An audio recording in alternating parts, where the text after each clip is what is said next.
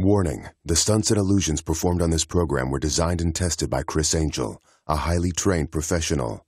These demonstrations are extremely dangerous and should not be attempted by anyone, anywhere, at any time. I've done many life-threatening underwater escapes in my career.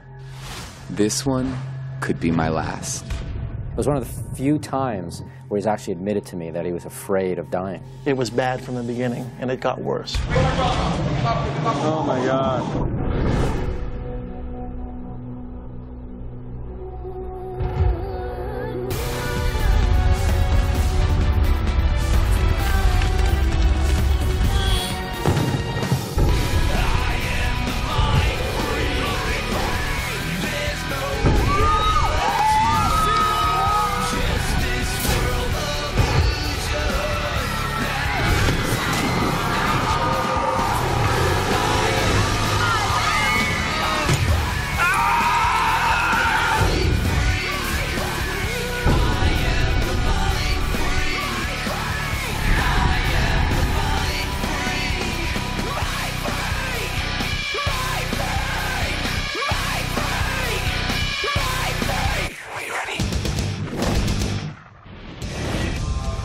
As an artist, one of the things that I try to do is to combine the four elements: earth, air, fire, water.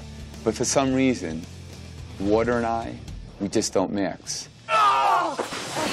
Hey, get ready, stand by here. You know, we're really worried about Criss Angel because underwater escapes have been a problem.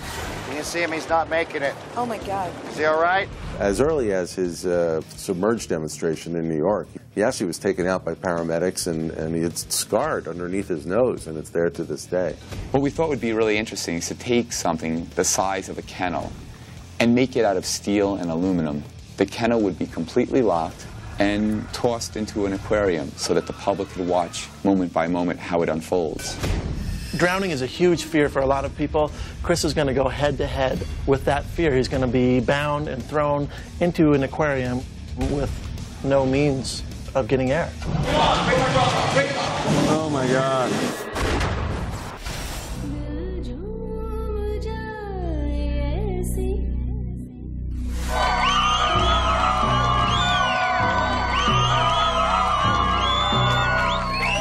Thank you. It's a pleasure to see all of you. Before straitjackets were invented, they had a way to deal with crazy people. What they did is they put them in something called the crazy crib. It restrains each of your limbs. There are a bunch of restraints here, some of which will go on my wrists, my forearms, my legs, and I'll be wrapped in a blanket. Before I started the demonstration, an audience member asked to check out the restraints. Pull on it. If you like, I could put you in it. I've been in one before. I'm sorry? I've been in one before. You have been? Yeah. Wow, that's a very honest statement to make. They don't have these colors, but... Right, well, I'm fashionable. Yeah. Look at it. I challenge our volunteer to try to escape or even break the restraints. Are you okay? Yeah, yeah. She gave it her best effort, but she couldn't escape out of them. I'll take that as a no.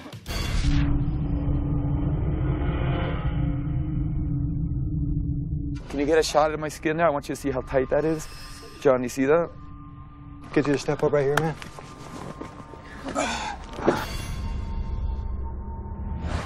It's a feeling of suffocation or such restriction you can't even move an inch.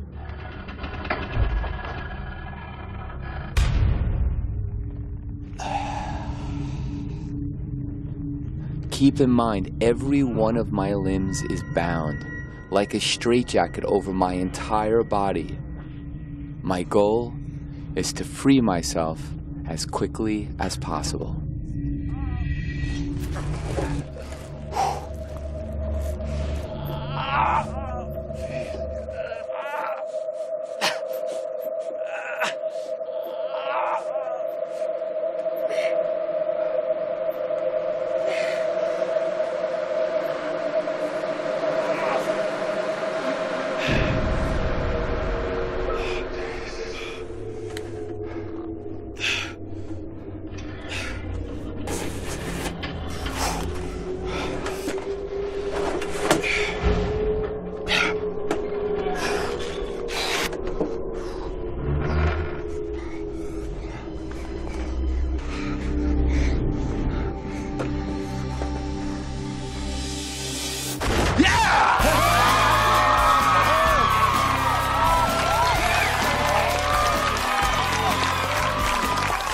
My arm, look right here. You see how tight that was.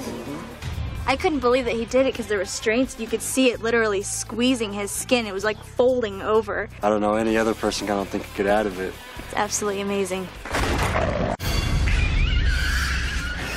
You know, this is kind of similar to what they use in Africa for capturing wild animals and bringing them back to zoos and that sort of thing. The Silverton escape could be one of his most difficult yet. When you run out of air, that's it. It's over with. You either make it or you don't. We're going to lock up Chris with some Smith & Wesson leg irons. And these leg irons, by the way, are attached to a chain. And this chain runs all the way back to the back side. When he is brought into the box, I'm going to be bringing in this chain right here. And I'll bring it all the way down, take it all slack, and padlock it in place, thus effectively pinning Chris's feet to the back wall of this box. We'll place some handcuffs on Chris as well. We're then going to lock him 2 more times. We're going to lock him right here with a key. We're going to lock him in nice and tight, spin the dial, and all that sort of thing, and let him try to pick his way out.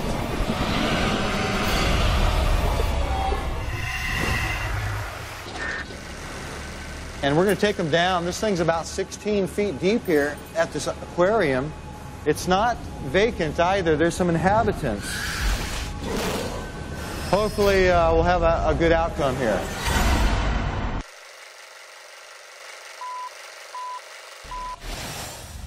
I'm always striving to do things that are different, to look for different types of escapes and stuff like that.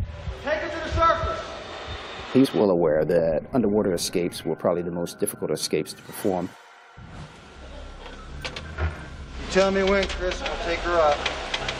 In different circumstances, people can hold their breath a long time, but when you're doing physical endurance, it becomes very difficult. You know, your adrenaline's up, you have no control over your orientation when you go in the water. You're discombobulated for a little bit.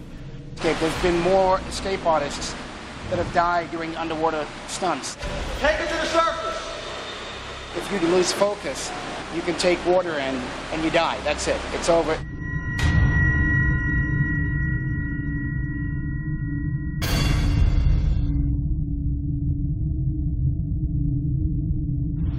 Okay, Chris, on your cue, we'll take it down. When he dives, I tell you, take him down all the way.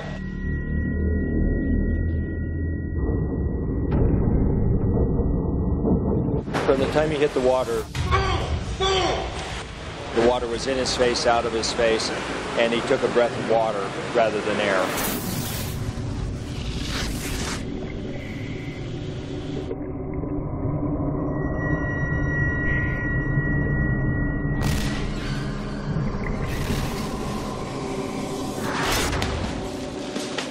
I had a problem with my scuba gear. I was unable to descend to his elevation. All these things created a perfect storm of a disaster.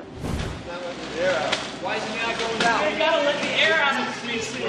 Immediately I started screaming and I told them to bring him up, bring him up. All right, you gotta bring him up. Bring him up, bring my brother up, bring him up, bring him up. Bring him up, bring him up, bring him up, bring my brother up, bring him up, bring him up.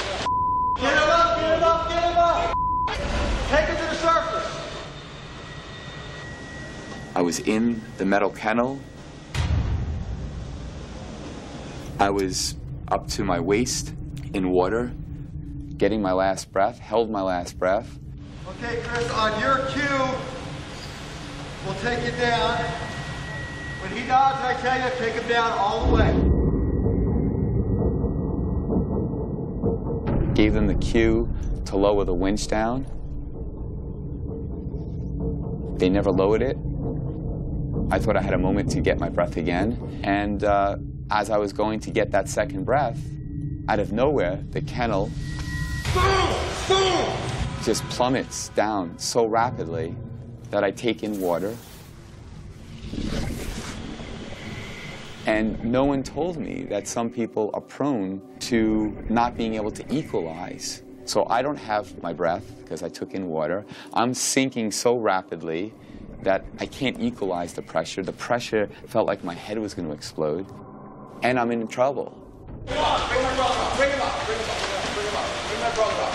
So the only thing I could do is try to get out. It was pure adrenaline. I just bent the entire front of that cage. The divers gave me a weight belt to help me descend, getting down to the bottom. That got caught, and I got stuck. And I had no air. It's the first time I panicked. He was gasping for air. Honestly, I thought, in all the years that he's done this stuff, I honestly thought that I lost my brother. It was freaky, and I thought I was going to drown. It is the most insane feeling. You're helpless.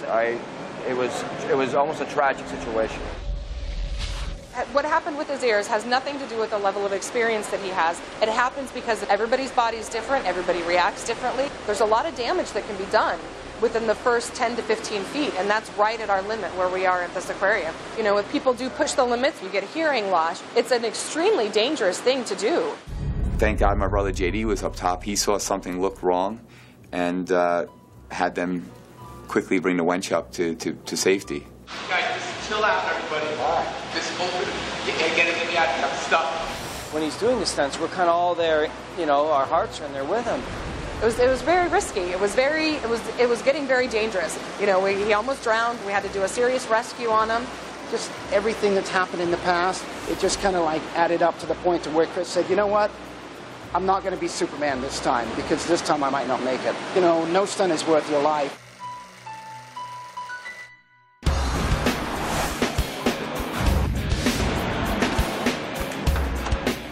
Hey, what's up, man? Are you going to show me a trick? No, or Mike what? kept on saying to me. Come on now, Chris. Every time I come in, they're like, do something, do something. I'm like, I don't know what I'm going to do. He's like, I don't know, make something up. I was like, I don't know, get me a manhole thing of a jig. I'll do something with the thing. So you actually got one. Yeah, man.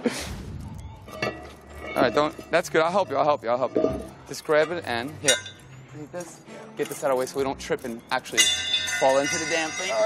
All right, good. Come on, little Dude, I'm a little older than you, all right? Come on. 1, 2, 3. Okay. Okay. If I can actually do something right now, then maybe I get a week without tips. All right, watch. I'm going to jump in here, and I'm going to pop out over there. Are you ready? Yeah. Man, I wish I had a twin. It would be so easy. A lot of people see a lot of different things I'm doing. I'm going to just try something completely off the cuff. Don't hurt your jewelry there, bro. Okay.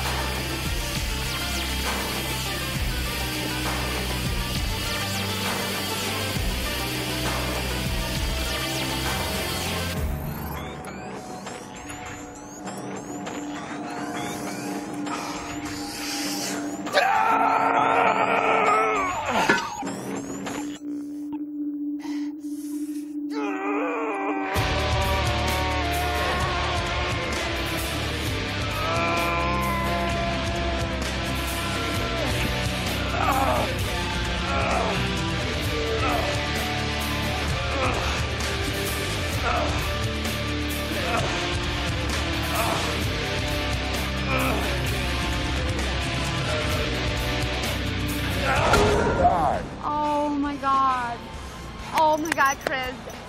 Wow. Oh my God. Wow. Where's this thing? I gotta get it back in the hole there. Now check it out. Wait, hold on. Yeah, get right back in the hole. Watch.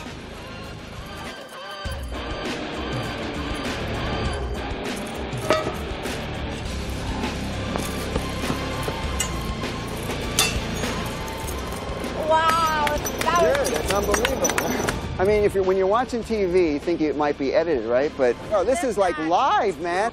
That's a mind freak. What am I again? A mind freak. Oh, okay. Whatever she said, that's what I am. Chris's rehearsal went terribly wrong. Take it to the surface. To the people actually watching, it was terrifying. It was one of the few times where he's actually admitted to me that he was afraid of dying. Come on, bring my brother up, bring him up. Criss Angel is not invincible, but he's also the kind of guy that's not going to give up. It was hard for him to have that happen, but he's going to get back in there and do it. Bring him on, bring my brother on, bring him on, bring him on, bring him on, bring my brother on.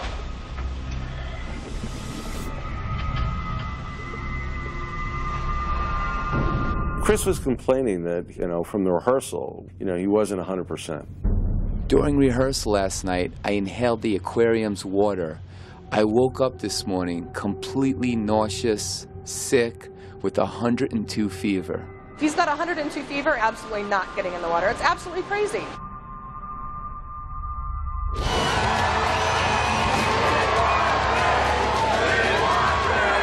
We came out here to see Mindfreak, Criss Angel. I think he's going to go in the water tank, isn't he?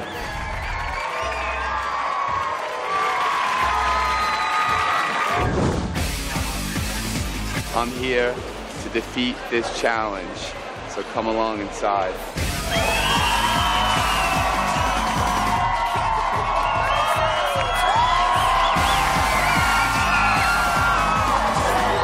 All right, I want to thank all of you, each and every one of you, for coming down, making the pilgrimage here to the Silverton Aquarium. So I'm going to try to do something that's pretty insane.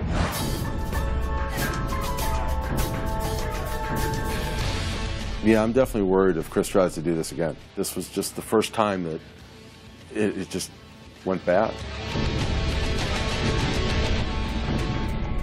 It's the first time that I've ever seen him have a moment of panic. We're going this way? As I walk down the hallway to the aquarium, I can't help but think, now is as good a time as any to face my demons. I needed to put this demonstration to rest. Just so you know, the orientation, the public is over there. There's glass that when you were on the reverse side, you can see into the tank. That's where the glass is, right over there. How are you? Hi, nice to see you. Good. You ready? Yes, I'm ready to go. Okay, I'm come and talk to you. Huh? You want to talk to me? Yeah. I didn't want to be, the woman with the brass balls that says, no, you can't do this. Be the first person to tell him he can't complete a stunt, but after reviewing the rehearsal footage from yesterday, and with you having a 102 fever just within the past couple days, we have a concern about your ears. I'll be fine.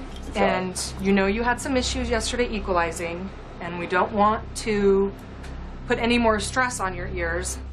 Reviewing the rehearsal footage today, it just started becoming a real concern to us, a safety issue, that if he does try to do it and he does blow an eardrum, it's going to disorient him, it's going to be extremely painful. The only decision that we could come to was for him not to be able to complete the stunt. We don't want to have anything happen. So at this point in time, we would just like to ask you to come back to do the stunt at a future date. It sucks. He's mad.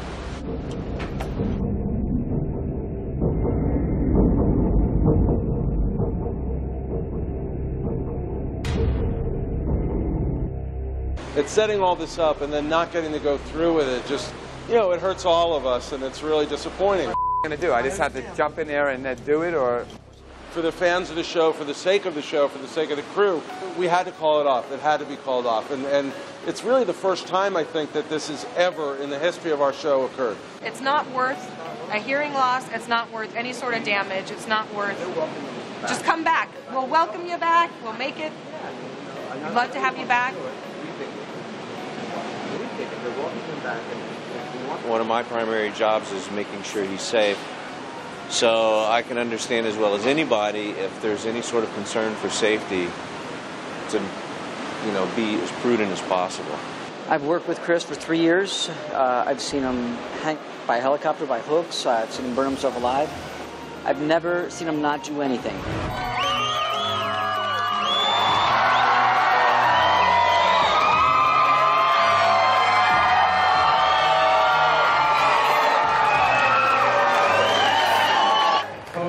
All I can say to you is, in my entire career, I've never missed a performance.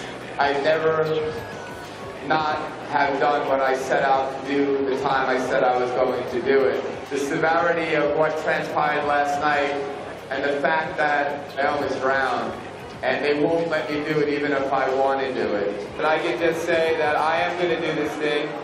I'm going to come back here, and I'm going to accomplish this thing. I love you all. Thank you so very much. God bless you. I have a lot of mixed emotions right now. I am upset with the decision of not allowing me to do it. I don't like to disappoint my fans, and I felt like in some way I did. I'm going to come back here. Everybody's invited, and I'm going to do this.